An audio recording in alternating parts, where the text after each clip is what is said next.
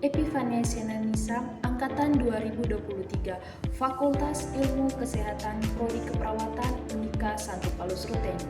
Kali ini saya akan membahas tentang bahaya narkoba.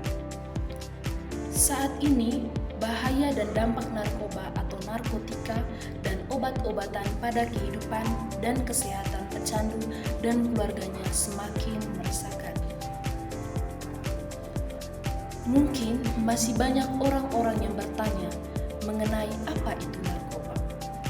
Baik, narkotika adalah zat atau obat dari tanaman, baik sintesis maupun semi-sintesis, yang dapat menyebabkan penurunan atau perubahan kesadaran, hilangnya rasa, mengurangi sampai menghilangkan rasa nyeri, dan dapat menimbulkan ketergantungan.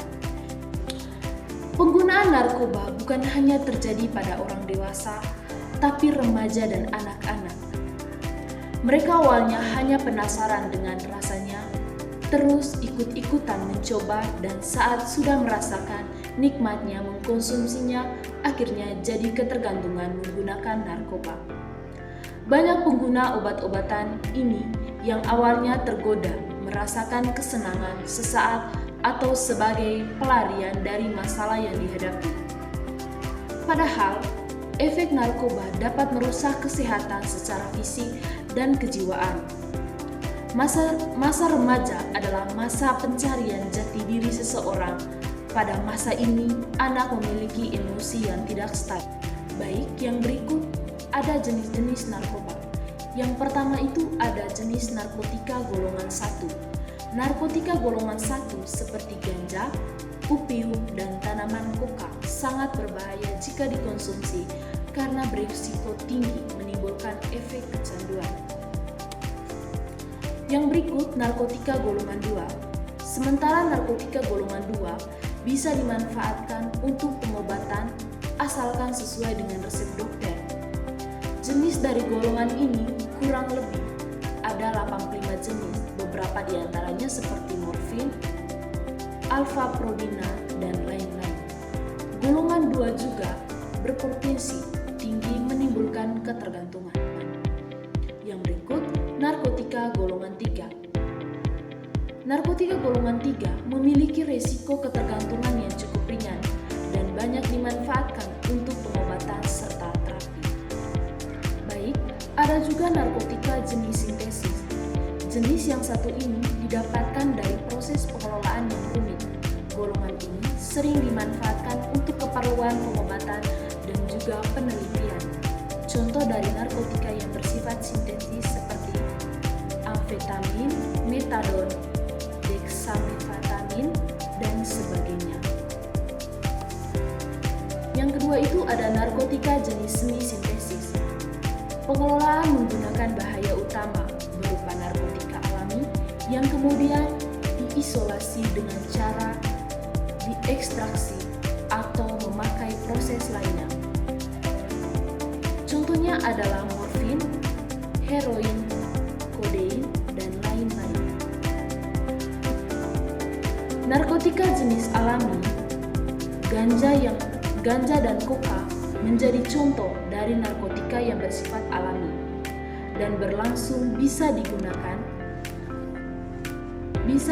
melalui proses sederhana karena kandungannya yang masih kuat.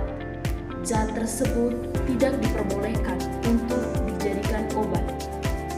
Bahaya narkoba ini sangat tinggi dan bisa menyebabkan dampak buruk bagi kesehatan jika disalahgunakan. Salah satu akibat dan fatal adalah kematian. Berikut ada bahaya dan dampak narkoba pada hidup dan kesehatan. Yang pertama, itu ada dehidrasi. Penyalahgunaan zat tersebut bisa menyebabkan keseimbangan elektrolit berkurang, akibatnya badan kekurangan cairan. Jika efek ini terus terjadi, tubuh akan kejang-kejang, muncul halusinasi, perilaku lebih agresif, dan rasa sesak pada bagian dada.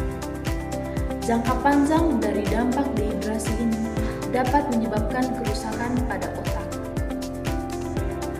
Yang kedua, ada halusinasi. Halusinasi menjadi salah satu efek yang sering dialami oleh pengguna narkoba seperti ganja. Tidak itu saja, dalam dosis berlebihan juga dapat menyebabkan muntah, mual, rasa takut yang berlebih, serta gangguan kecemasan. Apabila pemakaian berlangsung lama, bisa mengakibatkan dan berdampak yang lebih buruk seperti gangguan mental, depresi, serta kecemasan terus-menerus. Yang berikut menurunnya tingkat kesadaran. Pemakaian yang menggunakan obat-obatan tersebut dalam dosis yang berlebihan, efeknya justru membuat tubuh terlalu rileks sehingga kesadaran berkurang drastis. Beberapa kasus, pemakaian tidur terus dan tidak bangun-bangun. Hilangnya kesadaran tersebut membuat koordinasi tubuh terganggu, sering bingung, dan terjadi perubahan perilaku. Dampak narkoba yang cukup berisiko tinggi adalah hilangnya ingatan sehingga sulit mengenali lingkungan sekitar. Yang berikut, kematian. Dampak narkoba yang paling buruk terjadi jika si pemakai menggunakan obat-obatan tersebut dalam dosis yang tinggi atau yang dikenal dengan overdosis. Pemakaian sabu-sabu, opium, dan kokain bisa menyebabkan tubuh kejang-kejang dan jika dibiarkan dapat menimbulkan kematian. Inilah akibat fatal yang harus dihadapi jika sampai kecanduan narkotika, nyawa menjadi taruhannya. Yang berikut, gangguan kualitas hidup. Bahaya narkoba bukan hanya berdampak buruk bagi kondisi tubuh. Penggunaan obat-obatan tersebut juga bisa mempengaruhi kualitas hidup. Misalnya, susah berkonsentrasi saat bekerja, mengalami masalah keuangan, hingga harus berurusan dengan pihak kepolisian jika terbukti melanggar hukum. Jadi, peran orang tua sangatlah penting untuk mengawasi pergaulan anak-anak kita. Karena di era sekarang yang semakin modern, banyak orang-orang yang ingin mencoba sesuatu yang baru.